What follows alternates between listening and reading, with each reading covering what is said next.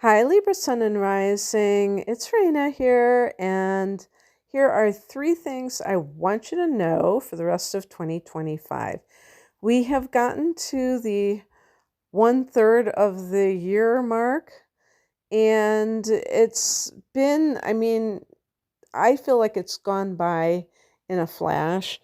So, the next 8 months or whatever it is, they're going to be probably going by very quickly as well. So let's look at not everything, not all of the highlights of 2025, but three that I picked out that I think you might be interested in. Number one, Jupiter goes into your 10th house of career on June 9th.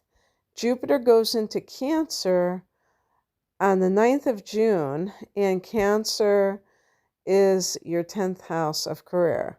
Now, here's the important thing is that all of these dates that I'm giving you, it's really going to depend on the degree of your sun or rising, on where this is going to be officially. Because yes, it might be that it's not happening now, but somewhere down the line, you will have Jupiter in your 10th house. Maybe not exactly on June 9th, but you can anticipate that. What does it mean to have Jupiter in your 10th house, transiting your 10th house? What it means is that there can be this sense that things are aligning the way that you want. If you've had any kind of career goals, you may find that everything is working out for you. Jupiter is a very positive influence. It's a very expansive influence. So there can be a lot of doors opening up for you. This can be in terms of the type of career that you're embarking upon, if it has something to do with like God, if it's in academia or, the university, that would make sense as well, or travel. And I'm seeing not only with Jupiter in the 10th house, but what's happening, you have Uranus in the 9th house, that you're going to have the potential to be a digital nomad. As a matter of fact, I follow a content creator whose sun is in Libra, and this person has been doing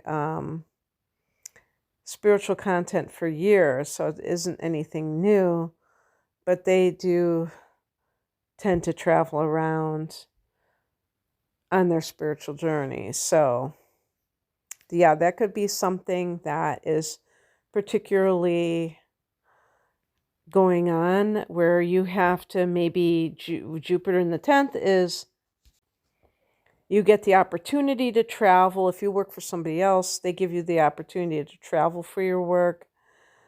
Or maybe if you own your own business, that you will be going to a foreign country for some reason, maybe for expanding it, who knows. It could just be like very fortunate for your business or your career when Jupiter goes there.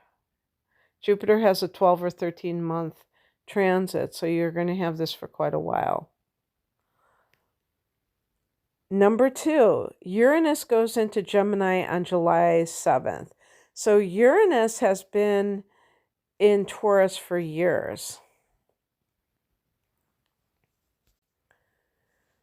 It has been in your 8th house, and I don't know how that has manifested for you. I'm not going to go too much into that, or I'm not going to go into that at all. But in the 9th, one thing I will say is that the 8th and the 9th houses can both be about spiritual matters. The 9th house is more like, I would say, traditional religions, organized religions, and the 8th house is more esoteric.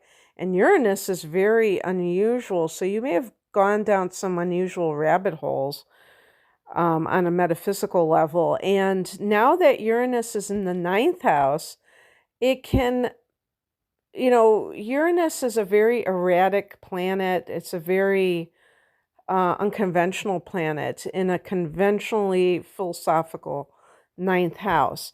So it's like the best of both worlds in a sense. If you are someone also, well, let me forget about the spiritual beliefs. Let's talk about the other big one that the ninth house can be, which is foreign travel. Uranus can be technology. So this is what I said, a digital nomad. Jupiter is in the 10th house. Jupiter rules the ninth house in astrology. So it can be about this person who is, for either because they want that freedom to roam, that they are maybe working for themselves, and so they are able to, Jupiter in the ninth house or the 10th house means that your sense of expansion involves freedom, where you don't have to be in an office and you don't have to feel that feeling of being confined. And then the technology comes into everything, where you are able to work remotely. So it's not like you're just going on an extended vacation. You're still going to earn money, but you're doing it from, maybe like if you're an American, you're in you're in Paris or whatever, and you're able to just like be at a cafe and work. I don't know. So that's very exciting, and that's very expansive for you, Libra. And the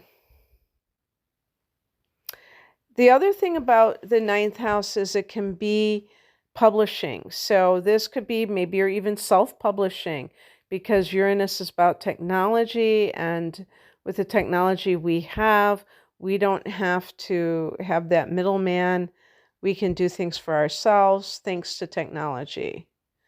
So the writer who wants to put out their book right away, they don't have to wait for a publisher. Number 3, the Pisces lunar eclipse on September 7th. How will that affect you? Pisces rules your 6th house of work, what I call service to others. Also, it's the house of health. It's the house of your daily routine, house of your pets. So actually, there's so much that has been in Pisces. Neptune has been in Pisces. Saturn has been in Pisces. Both of these will, on September 7th, I think they'll still be in Aries at that point. I think I'm not looking at the ephemeris right now. I'm just thinking back. Yeah, I guess Saturn went back into Pisces on September 1st. So, and then I think Neptune will follow. I don't really have to talk about when Neptune is doing that. It's funny that I think it's on